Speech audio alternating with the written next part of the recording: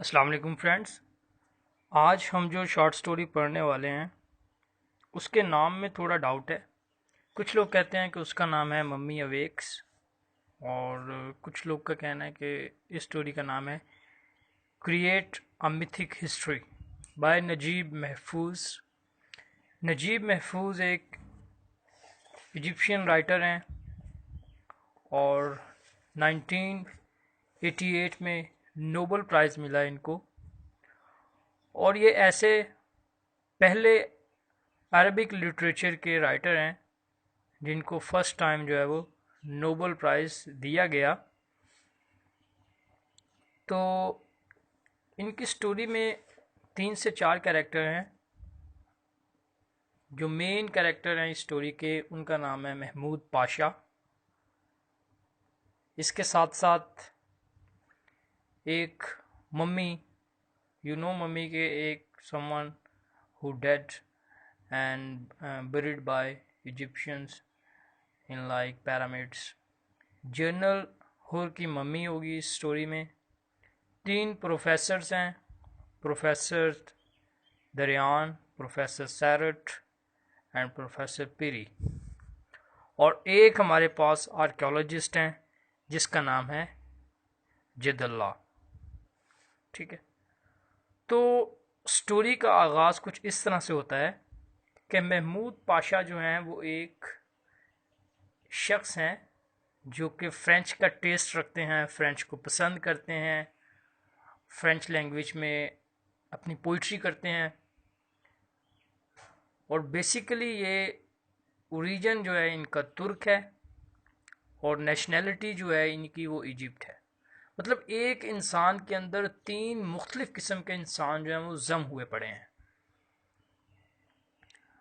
تو محمود پاشا جو ہے وہ ایجپٹ پہ حکومت کر رہے ہیں، اور یہ ایجپشین سے سخت نفرت کرتے ہیں اور فرینچ سے بہت زیادہ محبت کرتے ہیں۔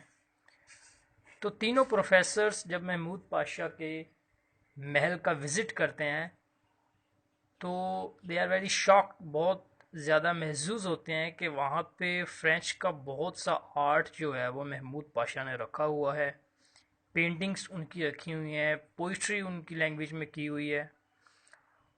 تو وہ امپریس بھی ہوتے ہیں اور حیران بھی ہوتے ہیں کہ ایک ایجپشین لیڈر، ایک ایجپشین پولیٹیکل اچھا کیریئر رکھنے والا انسان جو ہے وہ فرینچ کو فالو کر رہا ہے۔ تو they all gave them option that why you make your palace a French museum, آپ اس کو ایک فرینچ میوزیم کیوں نہیں بنا لیتے ہیں؟ تو کچھ دیر کے بعد 2 پروفیسر جو ہیں وہ وہاں سے چلے جاتے ہیں، اور ایک پروفیسر دریان جو ہیں وہ وہاں پہ صرف رک جاتے ہیں۔ محمود پاشا ان کے ساتھ چہل قدمی کر رہے ہوتے ہیں محل کے اندر، تو وہ ان کو اپنے گارڈن کی طرف لے کے جاتے ہیں جہاں پہ آلریڈی جو آرکیولوجسٹ ہیں جد اللہ، وہ محمود پاشا کے 2 سرونٹس کے ساتھ وہاں پہ کچھ کھدائی کا کام کر رہے ہیں، کیونکہ جد اللہ جو ہے ان کا کہنا ہے کہ محمود پاشا کے گارڈن کے نیچے بہت بڑا خزانہ موجود ہے۔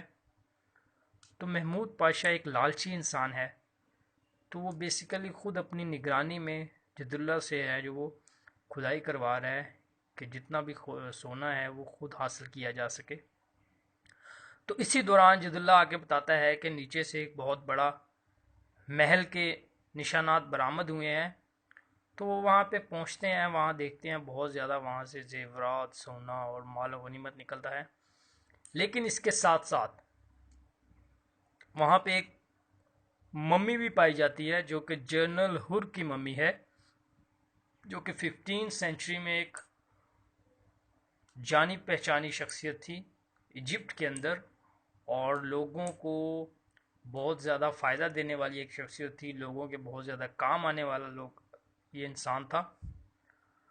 تو جنرل ہور کی ممی جو ہے وہ اچانک سے ہلنا شروع کر دیتی ہے، اور کچھ ہی دیر بعد وہ اپنے جو باکس ہوتا ہے اس کے اندر سے باہر آ جاتی ہے، اور محمود پاشا سے کچھ مختلف قسم کے سوالات کرتی ہے کہ آپ میرے لوگوں کو ایجپٹ کے لوگوں کو اتنا بیڈلی ٹریٹ کر رہے ہو، اور آپ جو ہے ان کو ان کی حقوق نہیں دے رہے، ان کا حق کھا رہے ہو، اور اس کے ساتھ ساتھ آپ ایک ایجپٹ بھی نہیں ہو اور ایک ایجپٹ حکومت کر رہے ہو، مطلب ایک بیسیکلی آپ سلیو ہو اور آپ ماسٹرز پہ حکومت کر رہے ہو۔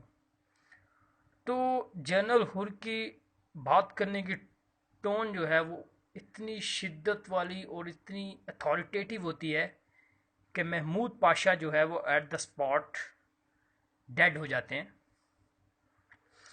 تو بیسیکلی نجیب محفوظ نے اس سٹوری کے اندر کسی ایجپٹ لیڈر کی جو ہے وہ ہسٹری بتائی ہے جنرل پاشا کے نام سے، محمود پاشا کے نام سے، کہ وہ کس طرح سے ایجپٹ لوگوں پہ حکومت کرتا تھا اور کس طرح سے اس کے اندر فرینچ کا ٹیسٹ تھا۔